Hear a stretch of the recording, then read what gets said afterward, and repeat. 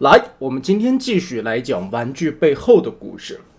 可以说，熟悉 NA 的朋友们都很明白，他们家在做这种重涂角色的时候，一般都会玩一些梗在峰会的包装上边。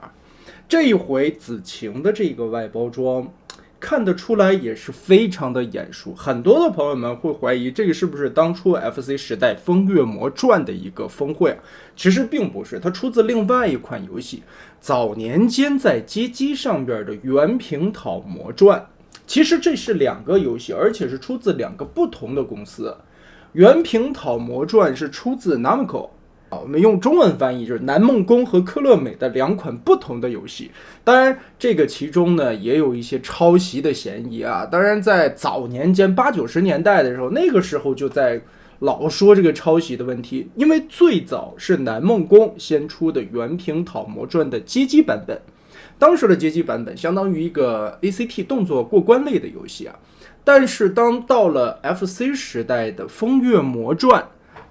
科乐美这边做出来很多的画风也好了，它打斗的一些流程也好，这些东西其实和原平讨魔传是非常非常相似的，甚至说在一些整体的素材运用方面都是很接近的，所以那个时候就有抄袭的嫌疑。但是其实也不是完全抄啊，它只是一些美术的风格比较接近。然而整个的风月魔传啊，可以说已经是一个特别不错的游戏了。它在各个方面，在 FC 那个机能，尤其是在80年代到90年代的这个交接阶段，80年代末期吧， FC 的机能还没有被完全的开发出来。当然90年代甚至于现在都有一些国产的厂商吧，还在 FC 上面开发新的游戏啊，那当然是后话了。但我们把年代翻回到87到88年的这个年代吧，机能是一方面，但是在有限的机能里边，科乐美当时那些伟大的游戏设计师做出来《风月魔传》那么一个融会贯通的一个大杂烩游戏啊，等于是他把很多的元素都融合了起来，甚至在落败的时候，你都会看到那个死字。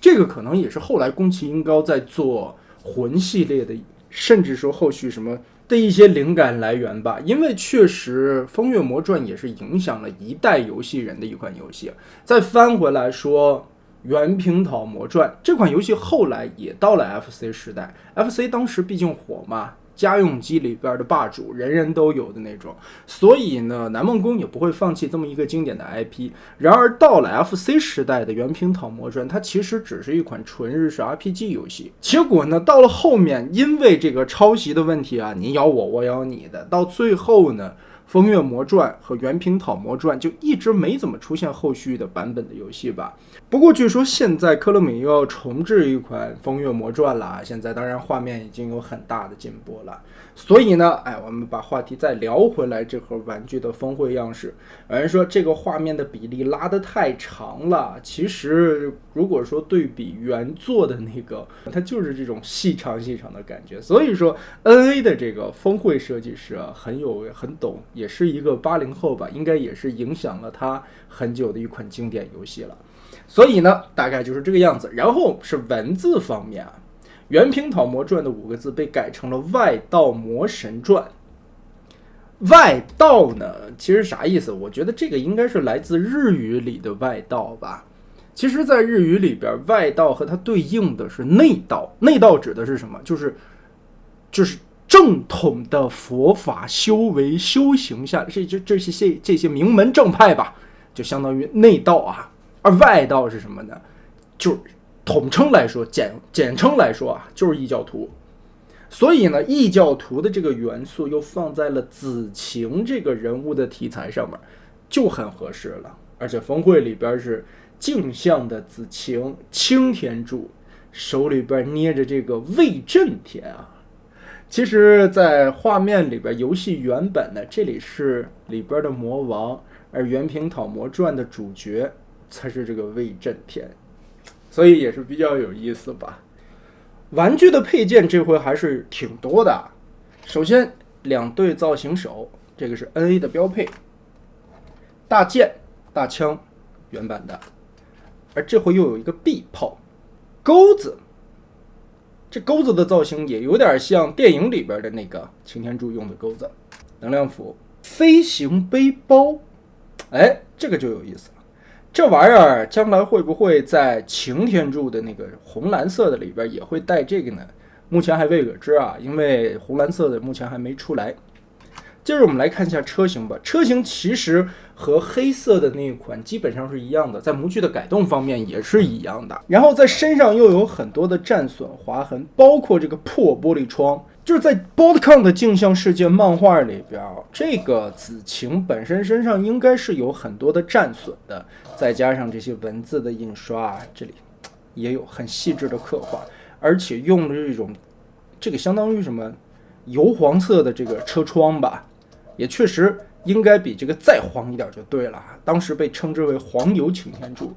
也确实啊，当时那个黄油柱子据说是流出的版本，因为它是最早一批设计出来这个配色的方案，但是并没有量产，只是极少部分的散货流入了市场里边，所以价格特别的高。前方正面这里包括保险杠上面是干扫上去的银漆做的一些战损吧。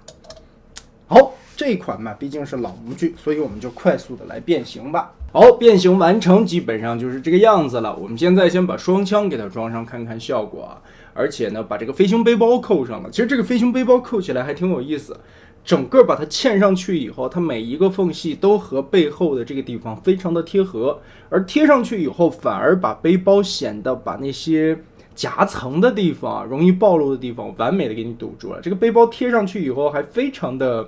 不错啊，很服帖的一种感觉，甚至背后这里还有个洞，而且你也可以跟之前的一些支架来互动了。